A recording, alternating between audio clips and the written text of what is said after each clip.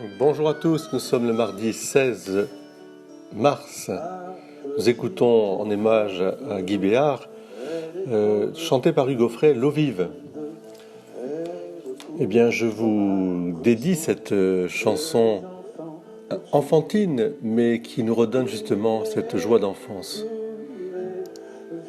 Lorsque ta vie est un désert, une vaste terre desséchée, et que plus rien ne te désaltère, ce poème t'est destiné.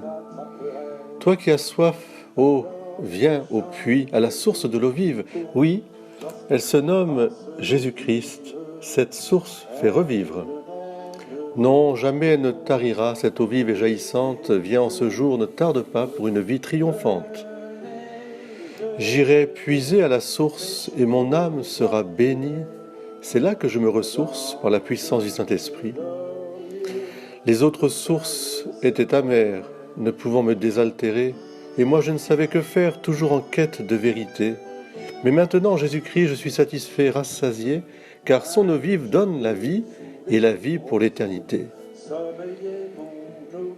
Jésus, se tenant debout, s'écria, « Si quelqu'un a soif, qu'il vienne à moi et qu'il boive. Celui qui croit en moi, des fleuves d'eau vive couleront de son sein, comme dit l'Écriture. » Eh bien oui, chaque génération a cherché, cherche toujours dans ce monde ce qui lui apportera la vérité et la paix, et tout ce qui apportera le bonheur, cette eau vive.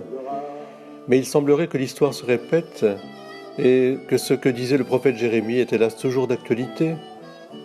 Ils m'ont abandonné, moi qui suis une source d'eau vive, pour se creuser des citernes crevassées qui ne retiennent pas l'eau. C'est au chapitre 2, verset 13 de Jérémie. Eh bien, c'est pourquoi il nous faut au contraire annoncer l'eau vive, Jésus-Christ. Quiconque boit de cette eau aura encore soif, dit Jésus, mais celui qui boira de l'eau que je lui donnerai deviendra en lui une source d'eau qui jaillira dans la vie éternelle. Bonne journée à vous tous. Puissons-nous dire, nous aussi, Seigneur, donne-moi de cette eau, afin que je n'ai plus soif et que je ne vienne plus puiser ici.